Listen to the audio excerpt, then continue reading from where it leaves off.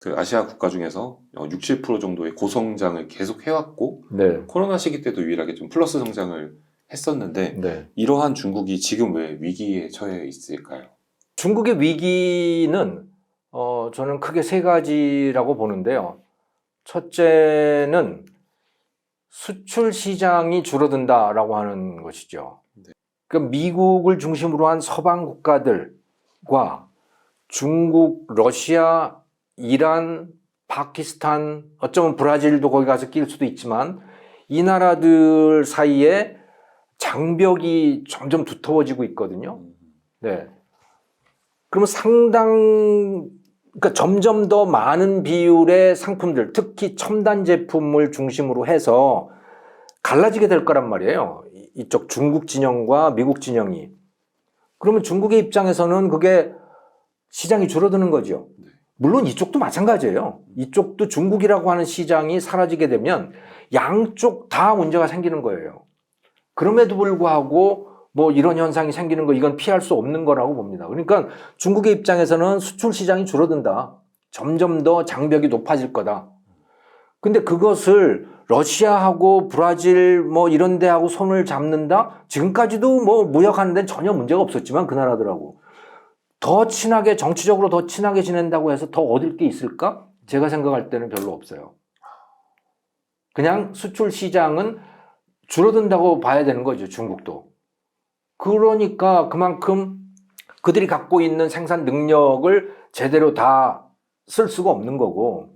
그래서 지난 연말부터 지금까지 보면 중국의 생산자 물가가 계속 마이너스예요. 떨어지고 있어요. 생산자 물가가 떨어진다는 얘기는 무슨 얘기냐면 생산 능력이 넘친다는 거거든요. 안 팔려요. 그래서 소비자 물가도 뭐 한 1%에서 2% 사이 상승이에요. 그러니까 기본적으로 중국은 생산 능력이 지금 넘친다.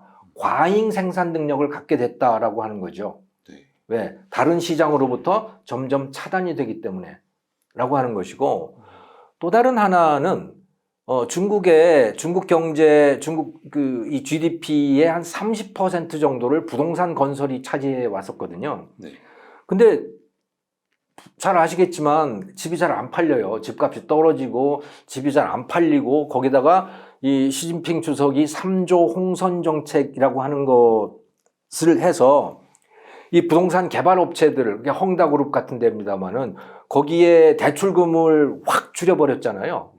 그러고 나니까 이들이 갑자기 돈이 없어져서 공사를 중단을 하게 되고 공사를 중단을 하다 보니까 그걸 미리 선분양을 받았던 사람들이 불안해지는 거고, 야, 내가 이거 들어가서 살 수 있는 거야? 라고 하는 게 굉장히 불안해지는 거고, 그래서 잔금 납부를 안 하게 되는 거고, 그러니까 더욱더 문제가 돼서 이제 부도가 속출을 하게 되는 상황이거든요. 이거 하루아침에 해결이 안 됩니다.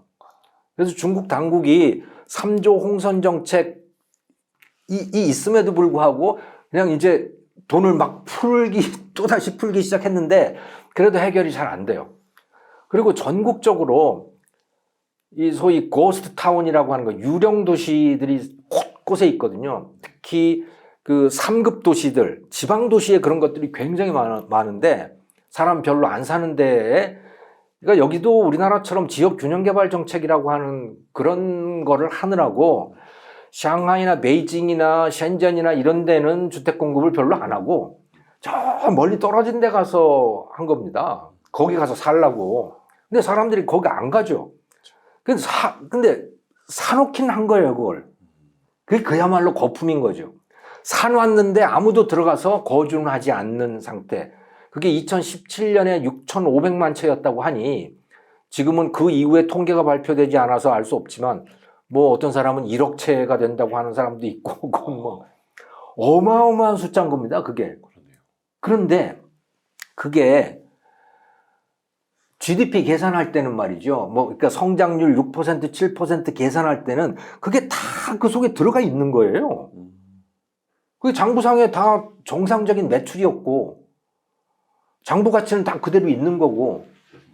그런데 사실은 그게 빈 껍데기잖아요. 오히려 돈을 낭비한 거고 쓰레기보다도 못한 것인 거예요. 근데 GDP 계산할 땐 다 들어가 있는 거죠, 그게. 네. 또 세 번째가 1대1로입니다. 비슷한 문제인데 중국이 전 세계의 개도국들을 대상으로 해가지고 인프라를 쫙 깔아놨어요. 그것 때문에 중국 건설업체들은 뭐 정말 승승장구를 했던 거죠. 건설업체, 통신업체들. 그런데 그 나라, 그걸 받는 나라들, 받은 게 아니지만 사실은 그것이 설치된 그 나라들은 빚을 진 겁니다. 자기 돈을 내고 그걸 산 게 아니고 돈이 없다 우리는 그러니까 해주려면 너희들이 돈 좀 빌려줘 해서 중국이 들어가서 중국 은행들이 다 그걸 파이낸싱을 해서 다 그 인프라들을 만들어 놓은 거예요. 항구도 건설하고 뭐 고속도로도 통신망도 만들고 다 그렇게 한 거거든요. 그런데 그게 다 못 받는 빚이 된 거예요. 그걸 만드는 동안에는 엄청난 일이 벌어질 것 같았어요. 네. 온 세상이 다 중국 세상이 될 것 같았어요. 왜? 엄청난 시설들이 들어서니까 세계 곳곳에 뭐 스리랑카에, 파키스탄에, 이란에, 이티오피아, 뭐 아프리카 엄청났잖아요. 그런데 그게 다 빚이고 그게 다 유령 항구고 차들이 다니지 않는 승객이 없는 철도가 된 거고 그렇게 된 거죠. 근데 중국은 그 돈을 받을 수 있느냐? 뭐 돈이 있어야 돈을 갚을 거 아닙니까? 못 받는 빚만. 못 받는 빚인 거예요, 그게 다. 근데 그것도 GDP 계산하는데 다 들어갔던 거죠. 이거는 정말 엄청난 일인 겁니다, 이게 지금. 허수가 많았던 성장률일 수도 속빈 강정이었을 가능성이 매우 높다. 근데 중국 사람들도 자기들이 지금까지 잘했다고 확신하고 있을 것이고, 세계도 그 장부상의 숫자를 믿고 있는 것이고, 하지만 조금만 객관적으로 생각을 해보면, 그거 전부 허수들인데, 허수보다도 못한 건데, 그건. 네. 그러면요, 이게 네. 방금 세 가지 이유로 이제 수출 시장이 줄어들고 또 부동산 시장에 이제 유령 도시들이 많아지고 1대1로의 또 실패 이런 것들을 말씀 주셨는데 네. 저희 나라 이제 근접국이지 않습니까? 네. 또 수출 의존도가 굉장히 높은 나라인데 예. 우리나라의 영향은 혹시 없을까요? 우리나라의 영향 뭐 엄청나죠. 저는 중국 포기해야 될 거라고 봐요. 한국 기업들은. 의존하고 있는 것들. 네, 우리가 생필품을 중국에서 사들일 수는 있지만 우리가 지금까지 해오듯이 뭐 원자재, 중간재를 중국에 수출해서 중국 사람들이 그걸 가공해서 세계로 메이드 인 코리아를 중국이 만들어서 수출해주는 이런 구조는 더 이상 통하지 않는다. 이거는 미중 갈등이 아니더라도 이미 통하지 않았다라는 거예요. 오히려 저는 미국이 중국 때리기를 했기 때문에 한국 기업한테 어느 정도 기회가 왔다 지금. 941생의 기회가 왔다고 봐요. 지금이요. 예, 정말 완전히 망할 뻔했는데 그 대표적인 게 스마트폰입니다. 예를 들어서 2020년 2, 4분기인가 보면 화웨이 스마트폰의 글로벌 시장 점유율이 삼성과 같아졌어요. 쫙 치고 올라오고 그때 같아졌어요. 그런데 그 전부터 트럼프 뭐 바이든이 화웨이 때리기를 했잖아요. 백도어도.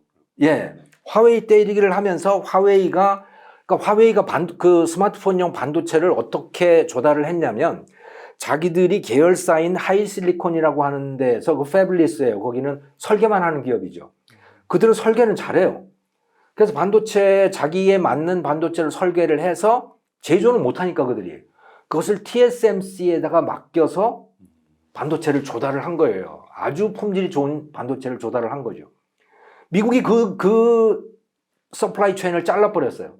TSMC한테 저 화웨이 반도체 만들지 마라고 한 거죠. 그 화웨이는 반도체를 조달할 수가 없게 된 거예요. 스마트폰도 못 만들게 된 거죠. 스마트폰 업그레이드를 할 수가 없게 된 거예요. 그러면서 2022 1년에 포기했던가? 화웨이가 스마트폰 거의 포기했잖아요. 네.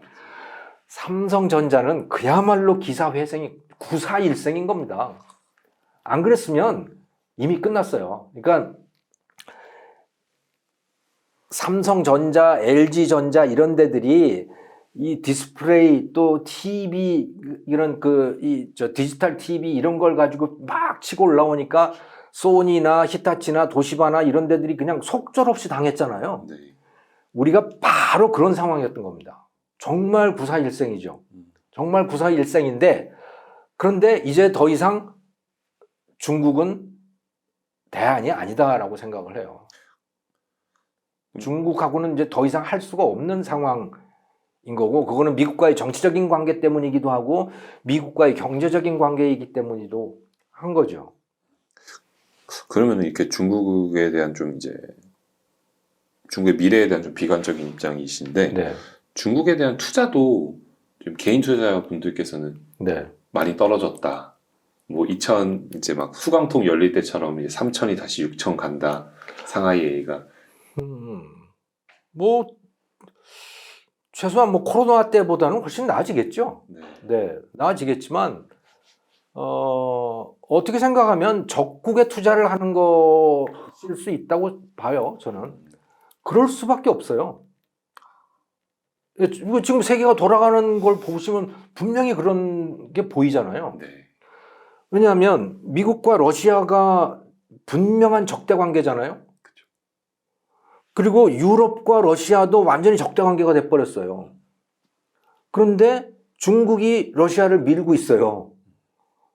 그러면 이게 뭐 너무나 뻔한 거죠, 그림이. 네.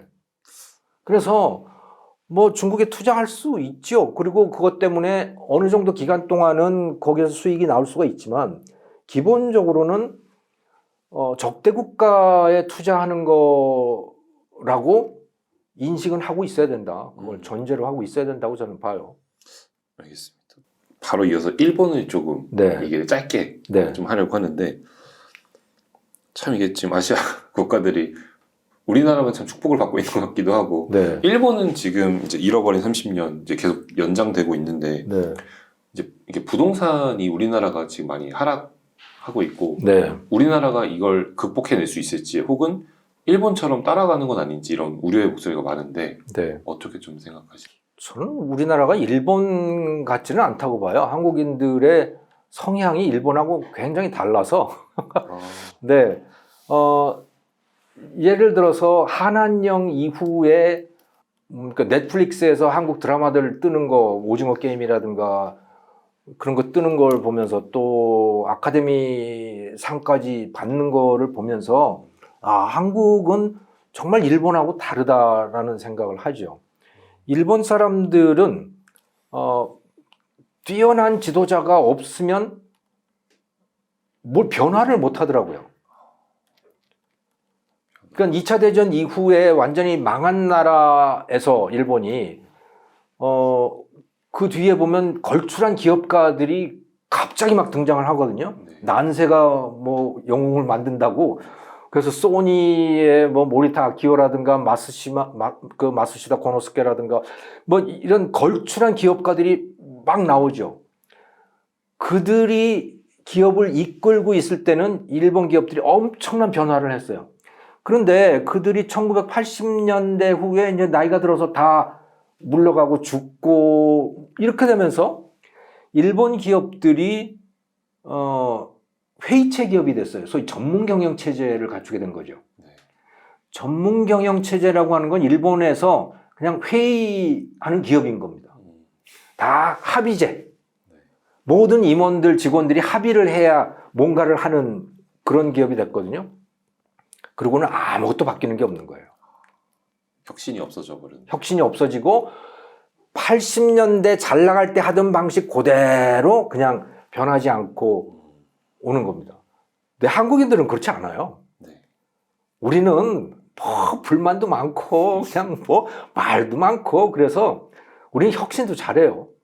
네, 혁신도 잘해서 일본처럼 되지는 않을 거다라고 보는데 하지만 인구가 줄어드는 거는 그거는 저는 뭐 일본하고 같은 속성이다.